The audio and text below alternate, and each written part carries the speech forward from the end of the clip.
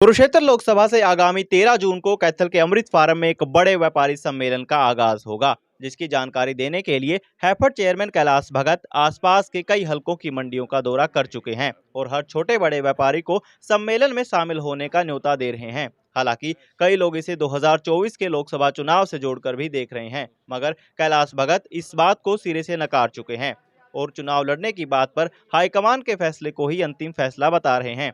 13 जून को आयोजित होने वाले व्यापारी सम्मेलन और राजनीतिक कयासों पर अपनी प्रेस कॉन्फ्रेंस के जरिए कैलाश भगत क्या कुछ बोले, देखिए। कुरुक्षेत्र लोकसभा से व्यापारी सम्मेलन 13 तारीख को 12 बजे कैथल के अंदर अमृत फार्म पे होने जा रहा है। उसके लिए मैं सारी मंडियों में अपने सभी साथियों से अनुरोध कर रहा हूं कि उस सम्मेलन के अंदर सभी साथी पहुंचे, चाहे वो छोटा व्यापारी है, चाहे बड़ा व्यापारी है, चाहे वो कपड़े का व्यापारी है, चाहे ट्रांसपोर्ट है, चाहे करियाने का है, चाहे आड़ती है, चाहे राइस मिलर है, हर तरह का व्यापारी उस व्यापारी सम्मेलन के अंदर आए। उसकी अध्यक्षता डॉक्टर अनिल अग्रवाल करेंगे। इस उपलक्ष्य में मैंने सभी साथियों को बुलाया था कि सबको ये संदेश जो है वो पूर्णतः रूप से जाए और एक आप लोग ही हो जिसके माध्यम से हमारा काम पूरा होता है। इस उद्देश्य के लिए ये काम किया। तो क्या उद्देश्य है? क्या सरकार से कोई मांगे पेंडिंग रहती है या कोई और लक्ष्य जो है इस मीटिंग को, सम्मेलन को लेकर किया जा रहा है? नहीं, मैंने सारी मंडियां की हैं। इस टाइम तक मैंने शाहबाद, लाडवा, कुरुक्षेत्र, पेवा, इस्माइलाबाद, चीका, कलायत, पाई, उंडरी, ढांड, अपनी कैथल की दोनों मंडियां सारी की हैं और जो छोटी छोटी कोई किसी की शिकायत थी हमने उसको वहीं के वहीं दूर किया। किसी की कोई शिकायत पेंडिंग नहीं रही।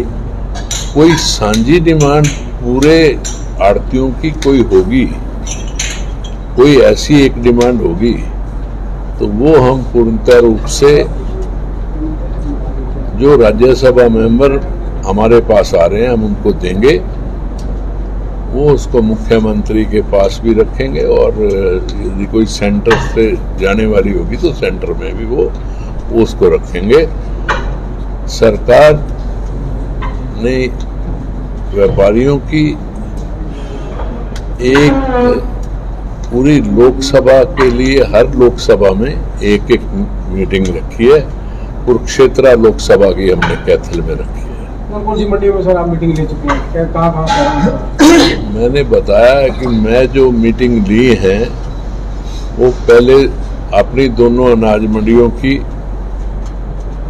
कलायत की, पाई की, पूंडरी की, ढांड की, बुला चीका की, पेवा की, इस्माइलाबाद की, शाहबाद की, ठोल की, लाडवा की, कुरुक्षेत्र की, ये मंडियां कर दी। सिर्फ मेरी रादौर, बबैन और एक पिपली 3 को छोड़ के सारी मंडियां हो गई हैं ऑलमोस्ट, और वो भी एक आधे दिन में मैं कवर कर दूंगा। सूरजमुखी पर किसानों को एमएसपी नहीं मिल रहा है, रोड जाम किया तो डंडे बसाई गई। नहीं, हैफेड का काम है जिम्मेदार की कोई भी फसल यदि कम रेट में बिक्री हो तो मैं उनके लिए उनकी मदद करूं और उनको एक अच्छा रेट दिलवाने का काम करूं। आपने देखा है कि हमने जीरी के अंदर जो रेट पूरे हरियाणा प्रदेश में दिए, जब से हरियाणा प्रदेश बना था आज तक ये रेट कभी नहीं मिले थे। सूरजमुखी भी पूरे हिंदुस्तान के अंदर 4000 रुपए में बिक रही है। हमने 4000 को देखते हुए हैफेड ने अपने जिम्मेदार को कुछ रेट ठीक मिले। हमने 4800 रुपये का रेट जो है वो स्टार्ट किया और उसमें जिम्मेदार बहुत खुश होकर बेच रहा है। जो गवर्नमेंट दे रही है वो एक अलग है। हैफर्ड अपने बिहाफ के ऊपर जो कमर्शियल खरीद कर रही है उसमें हमने जिम्मेदार की पूरी जितनी हम ज्यादा से ज्यादा मदद कर सकते थे उतने करने का काम किया। हमारा वो सरकार का काम है। जिस ड्यूटी पे मैं हूँ उस ड्यूटी पे मेरी यदि ये बात आप एमएसपी वाली करते हो तो पैडी की क्रॉप का एमएसपी 2000 समथिंग की जो रेट थे हमने तो बासमती को 6300 तक बिकवाया। हमने 1401 को 5000 रुपये तक बिकवाया। जो चीजें 1500 रुपये क्विंटल एक साल के अंदर ऊपर बिकी और बासमती तो 2500 रुपये ऊपर बिकी, जबकि लास्ट में 3500 रुपये का रेट था। अब के 2500-3000 रुपये फालतू बिका। हमारी हैफर्ड की तरफ से पूरी कोशिश है कि जिम्मेदार की कोई भी फसल जो नीचे रेट में बिकती हो, मेरा जो काम है उसकी मदद करने का है। और कोई आड़तियों की किसी तरह की कोई समस्या हो तो उस समस्या का समाधान करना है। तो मेरे हिसाब से मैंने इतनी मंडियां की हैं। यदि कोई छोटी छोटी कोई भी समस्या थी, कोई मंडी मेरी ऐसी नहीं कह सकती जो मौके पे समाधान नहीं कर दिया। उनका मौके पे ही उस चीज का हाँ करवाया।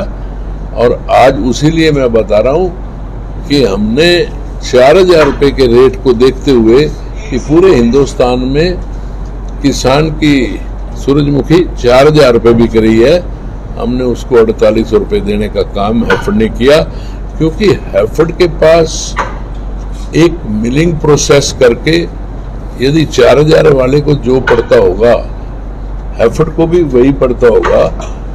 वो 300-400 रुपये ज्यादा यदि कोई मार्जिन कमाता होगा तो हमने भी यही सोच के काम किया कि इसमें यदि हमारे को थोड़ा नुकसान भी हो जाता है तो जिम्मेदार के लिए वो हमारा फर्ज है, उस फर्ज को तू अदा कर। मैंने तो उसको अदा किया।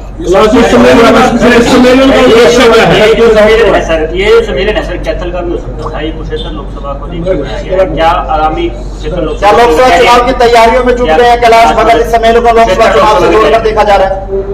नहीं, ये पार्टी ने अलग अलग सम्मेलन रखे हैं। कोई सम्मेलन किसी जगह पे, कोई किसी जगह पे। तो जो व्यापारी सम्मेलन की जिम्मेवारी मेरे को दी गई तो मैंने यही महसूस किया कि लोकसभा का जो अच्छे ढंग से मैं अरेंजमेंट कर लूंगा तो मैं अपने ही हलके के अंदर कैथल के अंदर करूं और मेरे पास एक अच्छा स्थान है करने के लिए। तो मैं उस लिए मैंने यहाँ रखा। जहाँ तक एमपी का या एमएलए की किसी भी टिकट का सवाल होता है, ये फैसला हाईकमांड का है।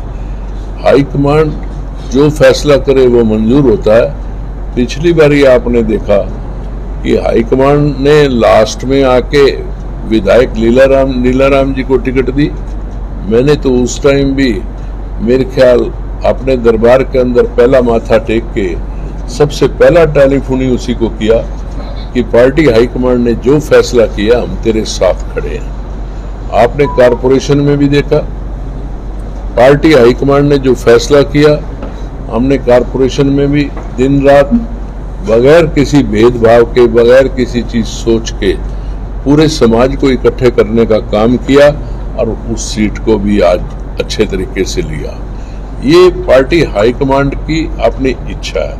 यदि पार्टी हाईकमांड किसी तरह जो आदेश करेगी उसकी पालना करेंगे और यदि टिकट नहीं भी देगी तो जिसको देगी उसकी पूरी सेवा करेंगे। लाइसेंस को लेकर मुद्दा उठ रहा था, क्या वो मुद्दा अस्थायी हो पाया इनका? हाँ बिल्कुल, अपनी मंडी का जो लाइसेंस का मुद्दा था वो हमने उसकी एक्सटेंशन करवाई और नई मंडी के अंदर आपने देखा है कि हमारे साथियों ने मेरी एक्सटेंशन करवाने के साथ साथ पूरा सहयोग भी सरकार को दिया।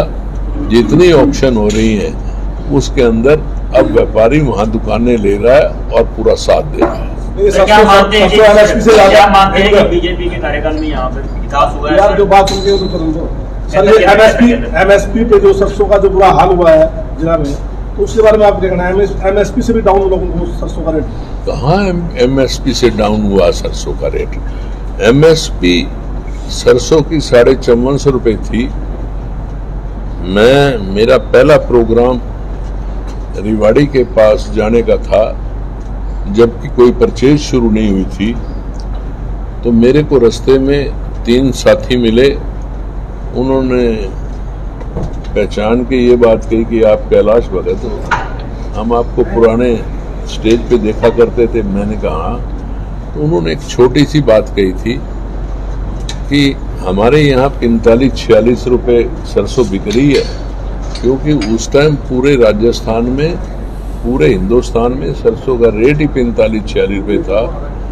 तो मैंने उसमें देखा कि हमारी यदि हम मिलिंग करते हैं तो हम इस मिलिंग को 54.5 में भी पैसे पूरे कर लेंगे। तो मैंने कमर्शियल खरीद को अगले दिन ही मीटिंग लेके अपनी एफर्ट की, 54.5 पे ही उसको खरीद शुरू की थी, और शुरू की डेयरी भी 54.5 पे ही बिकनी शुरू हुई। बाद में गवर्नमेंट ने परचेज शुरू की।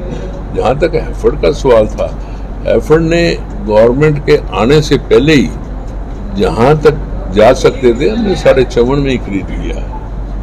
कैलाश जी, अब तक इस सम्मेलन का उद्देश्य क्लियर नहीं हुआ। उद्देश्य क्या है, क्या चाहते हैं इस सम्मेलन को लेकर सरकार ने जो आपको जिम्मेवारी दी है? उद्देश्य तो सभी साथियों का मिलजुल के, यदि किसी चीज की कोई दिक्कत हो तो उस दिक्कत को पता लगता।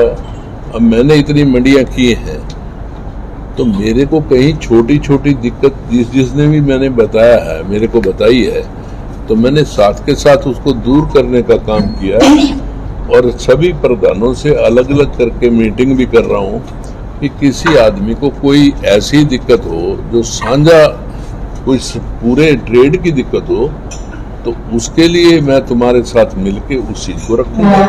इस व्यापार सम्मेलन के उद्देश्य में कहीं ना कहीं कोई ऐसी डिमांड होगी व्यापारियों की जो रखी जाए उस दिन सम्मेलन में सरकार के आगे? ये तो अभी सारे ये जो प्रधान लिख के मेरे को देंगे, कोई भी चीज जो इनकी साझी कोई डिमांड होगी वो हम लाजमी रखेंगे।